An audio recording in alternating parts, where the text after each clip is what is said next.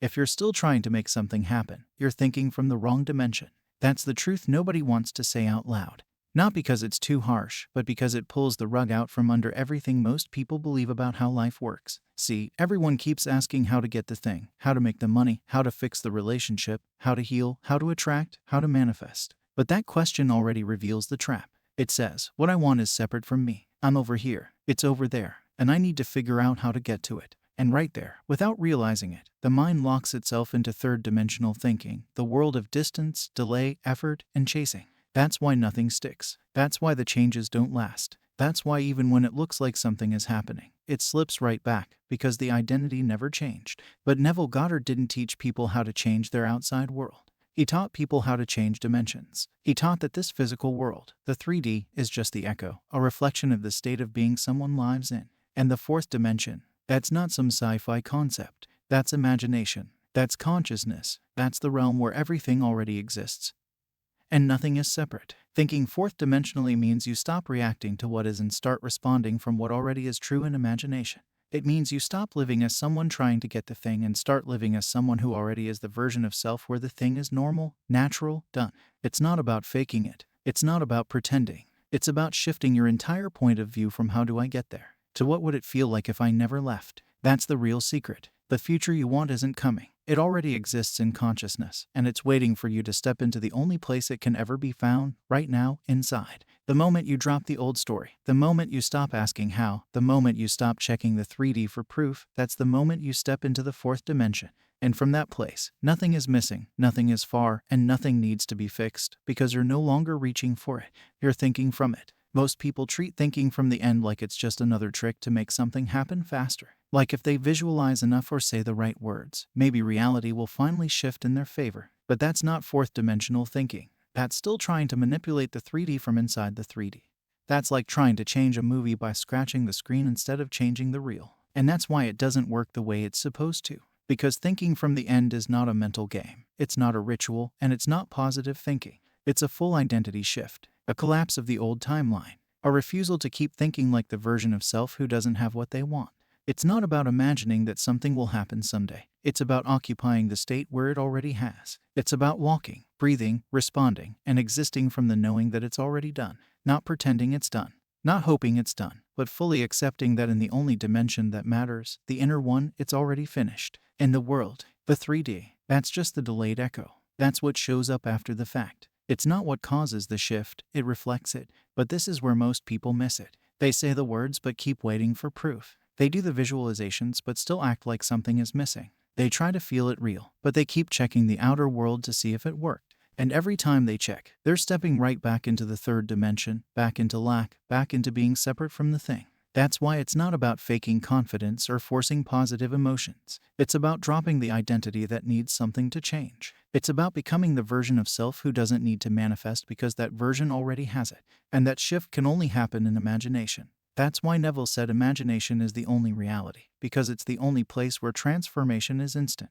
Once the state is accepted internally, reality has no choice. It bends, it reshapes, it conforms to the version of self that now occupies the fourth dimensional state. But that version doesn't chase, it doesn't doubt, it doesn't wait. It just lives, from the end, without looking back. The biggest trap of all is trying to make sense of what's showing up in the outer world while forgetting that it's already old news. Every single thing showing up right now is the reflection of a state that's already been occupied, a self that's already been lived in, a version of consciousness that's already been accepted as true, and now it's just echoing back in form. That's why it feels so personal when the 3D doesn't match what's being imagined, because it looks like life is saying, it's not working. But that's a lie. The only reason the reflection doesn't look like the desire yet is because the shift hasn't been fully made internally. The fourth dimension isn't something that appears when the 3D catches up. It's what happens the second the inner state is claimed, even if nothing out there agrees yet. That's the moment the change actually happens. Not when the money hits the account. Not when the call comes. Not when the apology is made.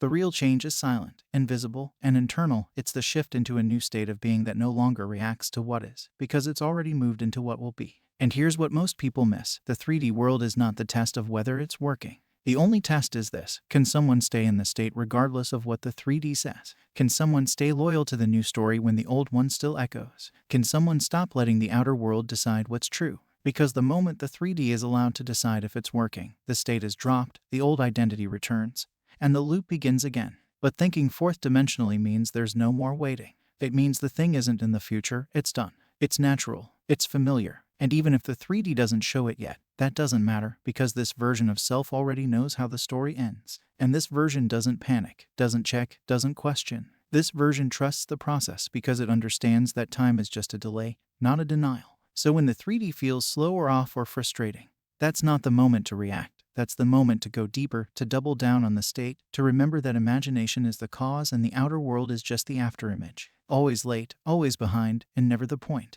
One of the hardest truths to swallow is this: the version of self that keeps waiting, keeps doubting, keeps reacting to what is, that version doesn't survive the shift. That identity, the one built around trying, hoping, needing, checking, and waiting, it has to be left behind. Not because it's bad, not because it failed, but because it belongs to the third dimension. That old self was shaped by survival. It believed reality was fixed. It believed effort was power. It believed results came from force and logic. But none of that applies in the fourth dimension. And that's why it feels like everything breaks down right before a breakthrough. Because what's really collapsing isn't the manifestation, it's the version of self that can't carry it. The one that still chases. The one that still needs proof. The one that still sees the desire as something out there instead of something already accepted within.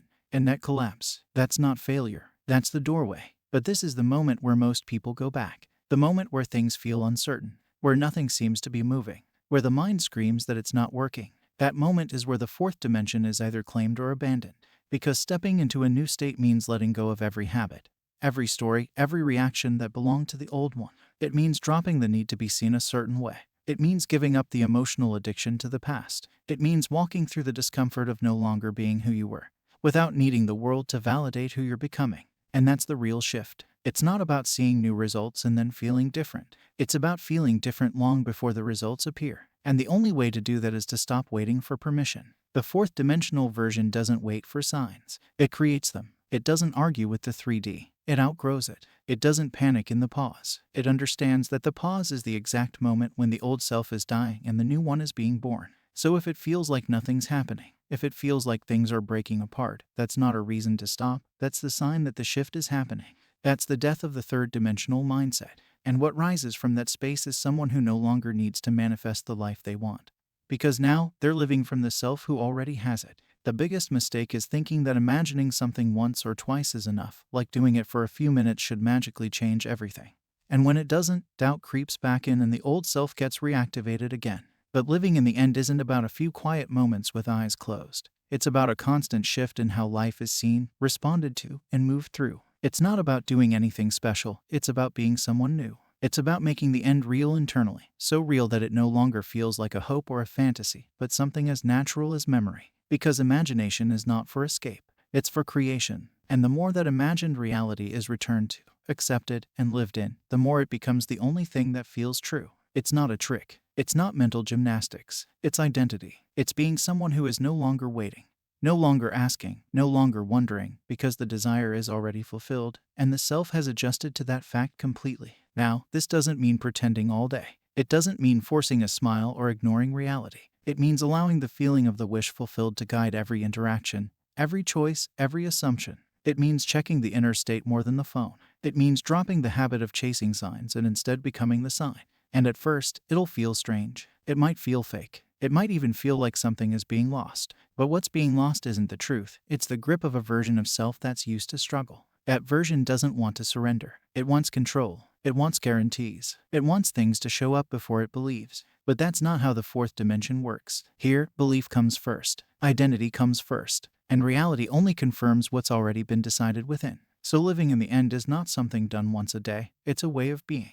It's waking up as that version. It's reacting like that version. It's seeing delays and doubts as lies from a state that no longer exists. It's rewriting the moment in real time by saying, "This may be what I see, but it's not who I am anymore." And the more often that's done, not as effort, but as embodiment, the more the old world fades and the new one begins to unfold, slowly at first, then all at once, because the fourth dimension was never far away. It was always right here, just waiting to be claimed. There's a reason this whole concept of the fourth dimension feels both familiar and strange at the same time.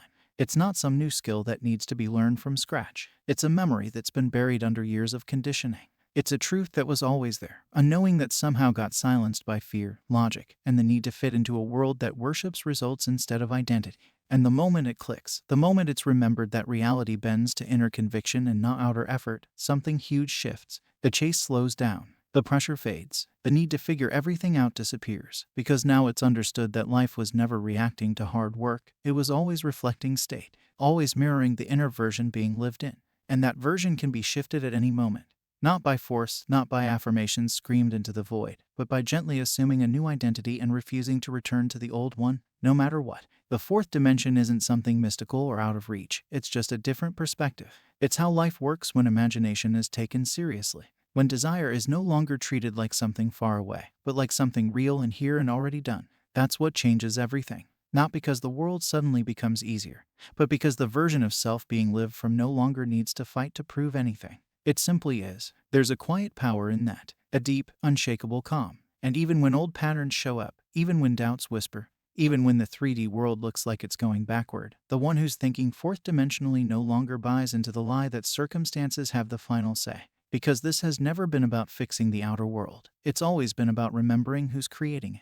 And the one who creates doesn't wait, doesn't react, doesn't beg. They decide, they dwell, they become. And from that state, life adjusts, bends, rearranges, and conforms. Not because of pressure, but because that's the law. So this isn't about becoming someone new. It's about dropping the lie that you were ever anything less than the operant power. It's about walking through the world as the end already fulfilled, calmly, quietly, confidently. Because the real manifestation was never the thing. It was the self. And that self, the one who sees from the end, lives from the end, and thinks from the fourth dimension, has always been there, just waiting to be remembered. Thanks for sticking with this. Remember, the power isn't in chasing what you want. It's in becoming the version of yourself who already has it. Keep thinking beyond what you see, because that's where true change begins. If this shifted your perspective today, drop a comment below and share what thinking fourth dimensionally means to you. I will meet you with another golden nugget. Happy manifesting.